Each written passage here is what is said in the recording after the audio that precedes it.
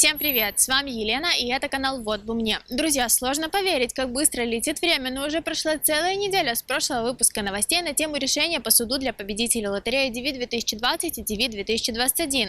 За эту неделю мы успели съездить в горы, пешком поднимались на ледник, причем взяв с собой все необходимое для записи и монтажа на случай, если появятся какие-то важные новости.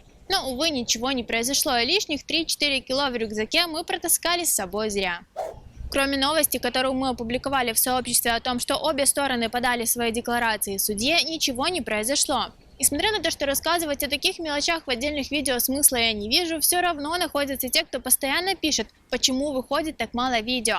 А если выпускать больше видео, растягивая одно маленькое незначительное событие на целый выпуск, найдутся и те, кто будет говорить «видео ни о чем, когда уже будут новости, а не вода» и так далее.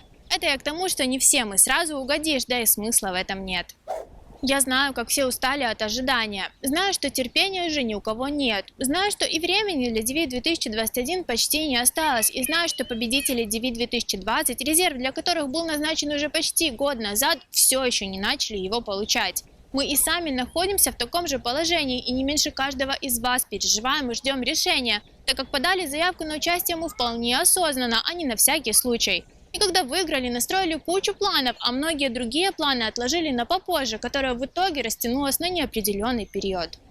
В конце зимы, когда новая администрация, пускай с запозданием, но все же отменила трамповскую прокламацию, мы поверили в то, что ситуация с DV 2021 может наладиться. Поверили и в то, что судебные разбирательства пойдут быстрее, ведь новые государственные ответчики будут стоять на стороне закона и поддерживать иммиграцию. Но сейчас определенно ясно, что для всех нас они оказались еще большими палками в колесах, чем Трамп.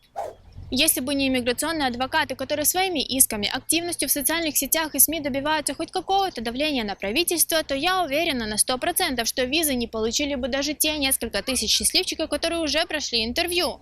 Посольства бы и дальше не работали, и никому до этого дела бы не было. А потому я настоятельно рекомендую поддерживать их деятельность в Твиттере своими репостами и комментариями. В США Твиттер очень важная платформа, и нередко твитами можно достучаться до чего угодно, особенно если вокруг них большая активность. Вот как мы можем помочь. Заводим аккаунт, если еще этого не сделали, и лайкаем, комментируем и репостим твиты адвокатов, журналистов и блогеров, которые связаны с темой лотереи Green Card. Зарегистрироваться очень просто, а в приложении доступен автоматический перевод с английского. Искать нужные твиты можно как самостоятельно по хэштегам типа DV Lottery, DV 2020 и DV 2021, так и на страницах адвокатов, ссылки на которые я оставлю в описании. Дело в том, что диверсификационная лотерея – это не просто чья-то хотелка, которую можно проводить или не проводить, а визы победителям взять и не выдать. Ее проведение и квоты на выдачу виз прописаны в законодательстве, и сейчас, прикрываясь пандемией, нарушаются наши права на прохождение интервью в порядке очереди. Посольства некоторых стран не работают, в то время как люди из других стран с гораздо более высокими кейсами получают свои визы. Прокламации, в свое время постановившие прекращение выдачи виз и работы посольств, были созданы с ошибками и превышением полномочий. Некоторые из них не один месяц трактовались посольствами по своему усмотрению, тем самым замедлив процесс получения виз еще сильнее. И даже после давления адвокатов и получения разъяснений от Госдепа по некоторым документам, посольства восстановили свою работу далеко не сразу или не восстановили вовсе.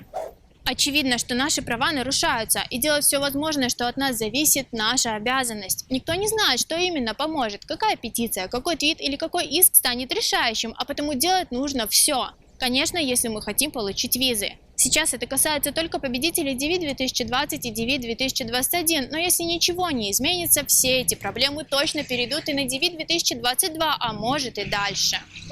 Как только будут любые важные новости на тему судов, я обязательно сообщу. А пока предлагаю в комментариях рассказать, почему именно для вас так важно получить визу и насколько сильно в лучшую или худшую сторону поменялось мнение о США и правительстве за время ожидания.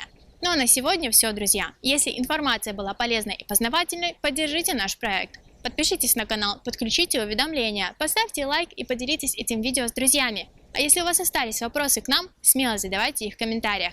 Каждую неделю мы делимся полезным контентом. Так что зовите друзей и оставайтесь с нами.